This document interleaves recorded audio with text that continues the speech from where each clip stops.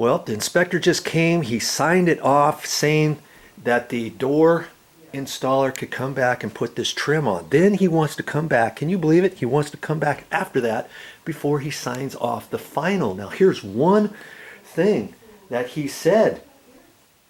You know, anytime for this particular county, you've got to check out your own county, okay? But he said if the permit is over $1,000 amount, then you have to upgrade certain things. He saw, for instance, there's only one smoke alarm in this entire house, and here it is. And I'm not sure 25 years ago why they did not require it to be in each bedroom, in the bedrooms or something. But I thought maybe it was because of this, because that was like one of the first years they required fire sprinklers. And there's a fire sprinkler in each bedroom. You see there? You look in each one of these bedrooms and there's a fire sprinkler. And that's just what they did in this house. And nowadays in Marin County, I think they require everybody to have a fire sprinkler in every single room, see, and even in the bathrooms. And maybe that's why they only required one smoke alarm at the time. Boy, there we go. And you know, because the valuation of the permit was over $1,000, I think it was $5,000 or something like that.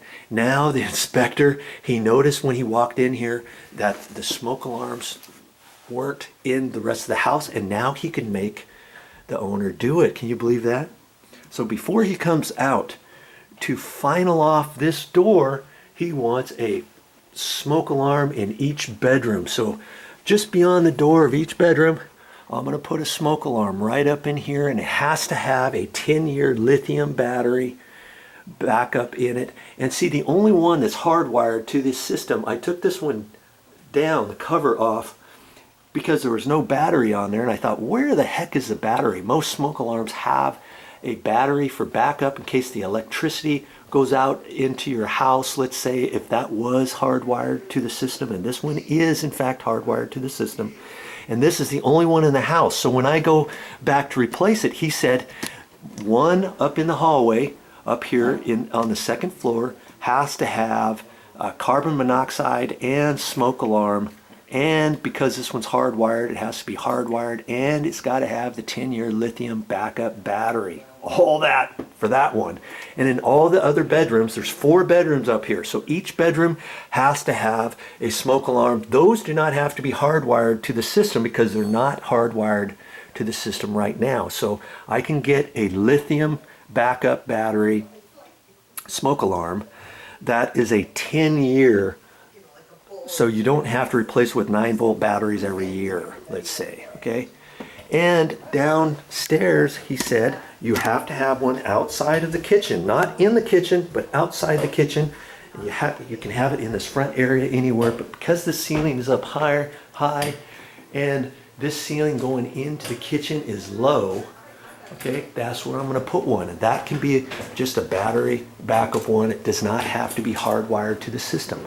Okay, so that one, and it has to have a carbon monoxide and smoke alarm. So I've got to go to the store and get one of those. So all that has to be done before the inspector comes back and finals off this bedroom door. So remember that. You might have something like that come up on your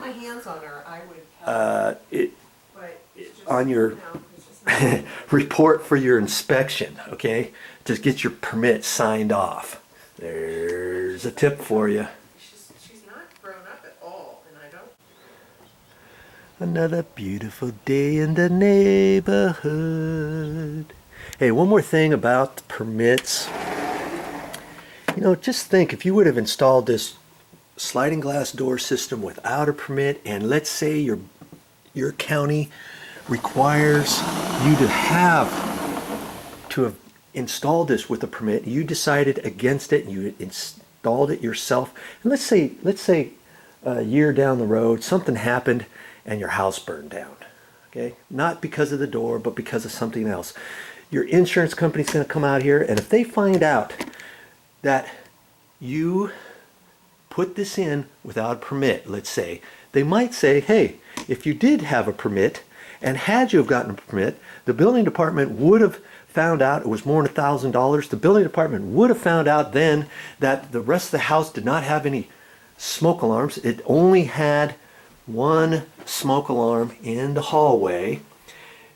Then, because there was a death in the family because of smoke inhalation or something, and there was a fire or something, the fire sprinklers ultimately put the fire out, but somebody passed away in one of the bedrooms or something, your insurance might not cover any of the damages or anything because they found out that you installed this sliding glass door without a permit. Thus, the inspector would not have found out that you didn't have any smoke alarms, and now you're liable. Because see what's going to happen? The inspector already came here.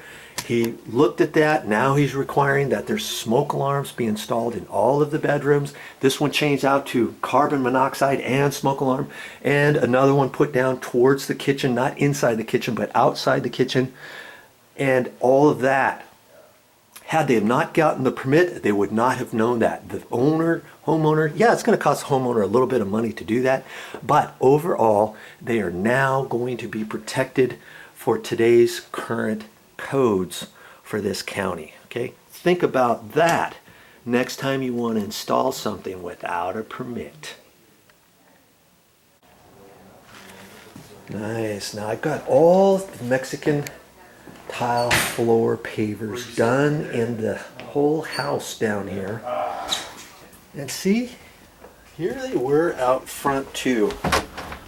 And as an extra little thing, I did this for them. Now, did I really have to do this outside? No, I didn't really have to. Would they have ever noticed? Would they even have thought to tell me about this? Probably not. This took me a long time too because this was really super dirty.